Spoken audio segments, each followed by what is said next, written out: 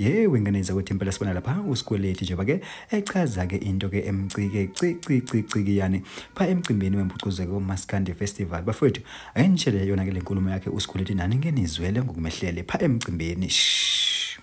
Into engehlela izolo angiyithandi, ngiyayinyanya, ngiyayizonda eyenzeka izolo lapha.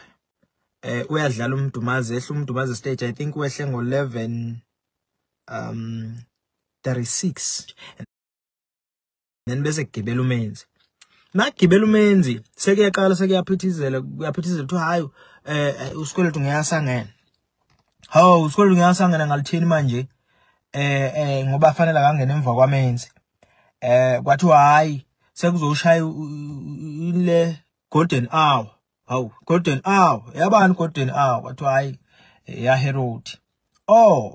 Hayi ke kulungileke. Manje izothi wandonto lokwathi awuzangena emva kwaHerod. Sengiyangena lapha yana mina sengena vele umoya wami sowonakela, angifuni ungasho bengingasekho nje kwimudi yempucuzeko mina. Kuba kuthiwa nje bekwenzeka mhlasimbe kuthiwa kusemakhaya. Hayi bekufanele ngabe kuthi umuntu ubeke emudini isibhakela nje ufuna ushaya isibhakela ngoba kunezinto obubonto okay uthatheka kancane kanti liyanda iqala ukwenzeka. Yenzekile futhi eBackville last year ngayithula. Ngizongena ngo-12 ebusuku. Kuthe mesefanele ngingene lapha ya ngo-o'clock lo. Sengithi ngihambisa into zami sekuthiwa kuzongena uKhuzani.